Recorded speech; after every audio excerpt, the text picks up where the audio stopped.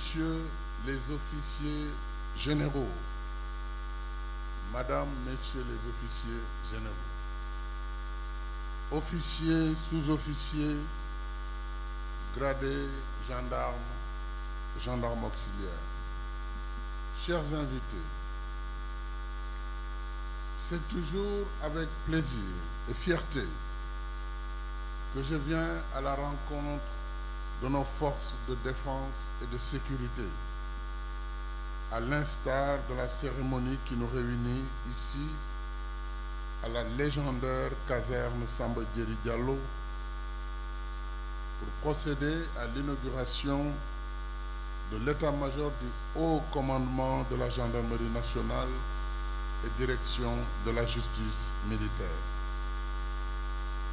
L'infrastructure qui se dresse majestueusement devant nous symbolise toute l'importance que j'accorde à la grandeur et au prestige de nos forces de défense et de sécurité, dont la gendarmerie nationale est une composante essentielle. Il en est ainsi parce que les hommes et femmes de nos forces de défense et de sécurité, en choisissant le métier des armes, ont fait don de soi pour être les sentinelles vigilantes de l'intégrité territoriale, du maintien de l'ordre public et de la défense des institutions de la République dans le respect de la loi et sous le commandement de l'autorité civile. L'intégrité territoriale, la paix et la sécurité sont les conditions sine qua non de la quiétude des citoyens et de la stabilité nationale. En participant à leur préservation, nos forces de défense et de sécurité contribuent à la sauvegarde des fondements de l'État, de la nation et de la République. C'est ce qui nous rassemble et nous protège. D'autre part, vous l'avez rappelé, mon général, nous vivons au quotidien la montée des périls. Le terrorisme, le trafic de drogue, la piraterie maritime, la pêche illicite, non déclarée et non réglementaire, la cybercriminalité, les réseaux d'immigration clandestine et j'en passe. S'y ajoute le phénomène mondial des usages malveillants des réseaux sociaux, nouvelle forme de perturbation de l'ordre public et de déstabilisation nationale. Face à tous ces périls, la montée en puissance de nos forces de défense et de sécurité s'impose en permanence. Elle doit être vigoureuse pour garder la prédominance sur les défis et agile pour s'adapter à toutes les circonstances. C'est le sens des importants investissements que nous avons consentis depuis plus d'une décennie pour le renforcement des capacités opérationnelles de nos forces de défense et de sécurité.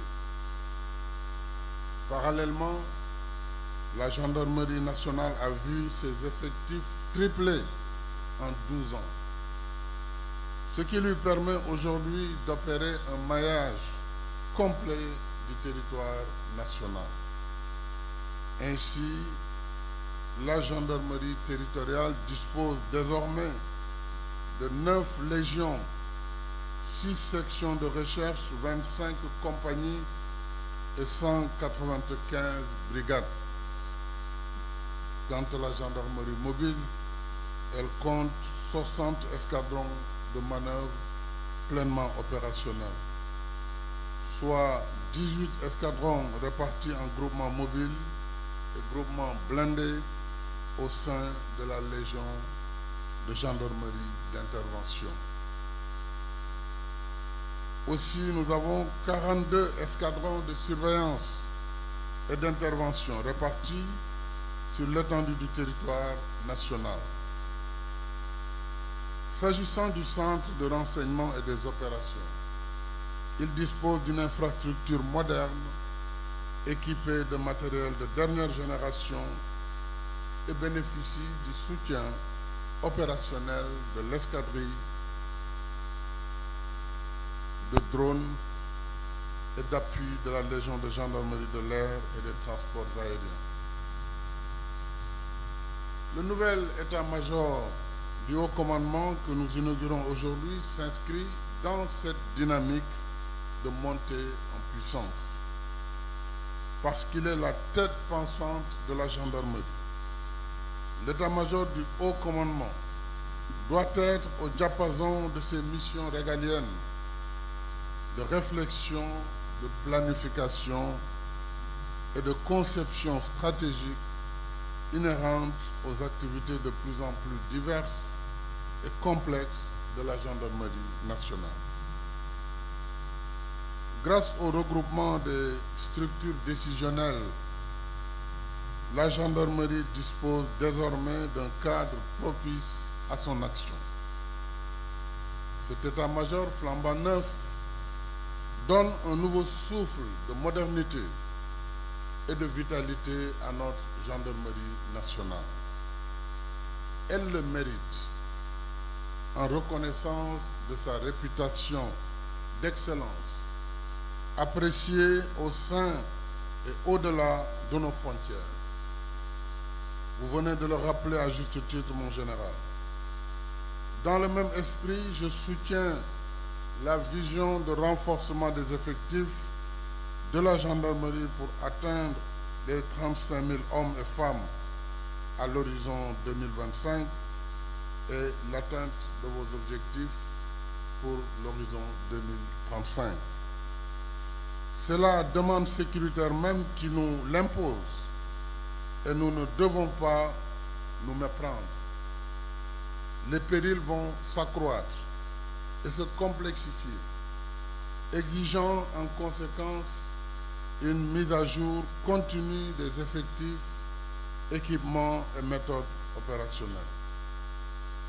Cela dit, nous ne devons pas oublier que la gendarmerie nationale, c'est aussi un patrimoine et une histoire. Ce sont de vieilles traditions qui méritent d'être conservées, enseignées et léguées à la postérité. D'où la pertinence du musée de la gendarmerie en cours de réalisation ici même, dans l'enceinte du quartier Samba Diéry Diallo.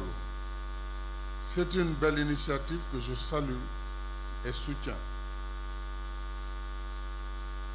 Conformément au concept armée-nation, ce musée, une fois achevé, devra être à la fois la mémoire de la gendarmerie et un pôle d'attraction ouvert à la population, aux jeunes, élèves et étudiants en particulier, afin de contribuer à l'éducation au civisme et à la citoyenneté, voire susciter des vocations. Monsieur le ministre des Forces armées, officiers généraux, officiers, gradés, gendarmes, gendarmes auxiliaires, personnel civil, j'ai évoqué tantôt les investissements consentis pour nos forces de défense et de sécurité. C'est indispensable, vu l'ampleur et la complexité des périls. Pour autant, les moyens humains et matériels ne valent que par la qualité et la posture de ceux et celles qui sont aux commandes et qui incarnent l'autorité. Ce qui compte avant tout, c'est l'âme du bon soldat, arrimé au fondement de la nation, aux exigences de l'État et aux valeurs de la République. Cette âme du bon soldat, arrimée, comme je l'ai dit, au fondement de la nation, aux exigences de l'État, ainsi qu'aux valeurs de la République, nous la trouvons en vous, général de corps d'armée Moussa Fall, haut commandant de la gendarmerie nationale et directeur de la justice militaire. C'est pourquoi je saisis l'occasion de cette cérémonie pour vous renouveler toute ma fierté, ma satisfaction, ma confiance pour la rigueur, la loyauté, le professionnalisme et le sens du devoir avec lesquels vous conduisez votre mission à la tête de la gendarmerie nationale. Vous avez profondément transformé l'outil au plan opérationnel, infrastructurel et social. J'y associe les hommes et femmes qui la composent en vous adressant toutes mes félicitations pour l'inauguration de votre état-major. À toutes les composantes de nos forces de défense et de sécurité, je renouvelle mon soutien, ma confiance et la gratitude de la nation. Je suis rassuré que le moral du soldat soit bon. Honneur, patrie. Je vous remercie.